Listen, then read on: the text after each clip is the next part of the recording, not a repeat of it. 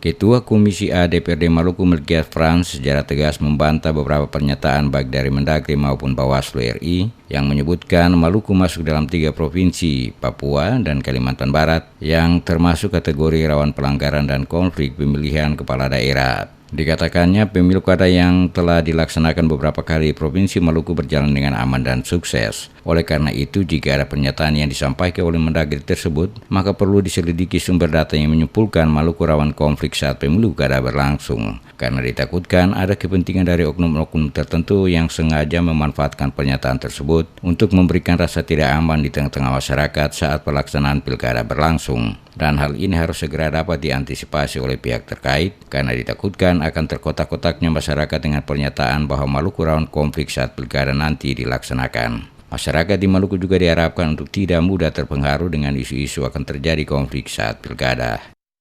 Tapi pernyataan Mendagri ini saya ulangi lagi tentu punya data, ya. Tapi datanya dari mana ini yang perlu kita pertanyakan. Jangan ada orang-orang yang juga menyampaikan data secara sepihak. Kalau bilang rawan konfliknya di mana? Nah, pernyataan-pernyataan seperti inilah yang membuat masyarakat terkotak-kotak dan bisa saja masuk dalam skenario orang-orang tertentu untuk mengacaukan pemilu kada secara langsung. Saya mengimbau kepada masyarakat Maluku untuk tidak terpengaruh dengan apapun provokasi yang disampaikan atau pernyataan dari siapapun.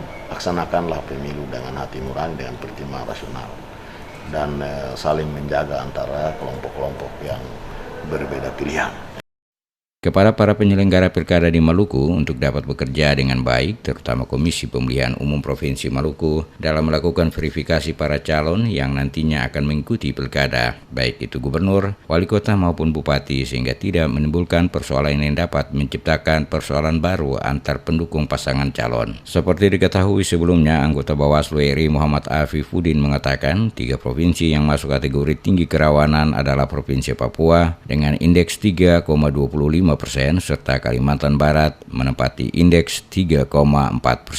Hal ini ditentukan berdasarkan hasil pengukuran sejumlah dimensi dan indikator. Untuk Papua, kerawanan tinggi ditentukan berdasarkan dimensi partisipasi. Maluku berdasarkan dimensi penyelenggaraan, sementara Kalimantan Barat berdasarkan dimensi kontestasi.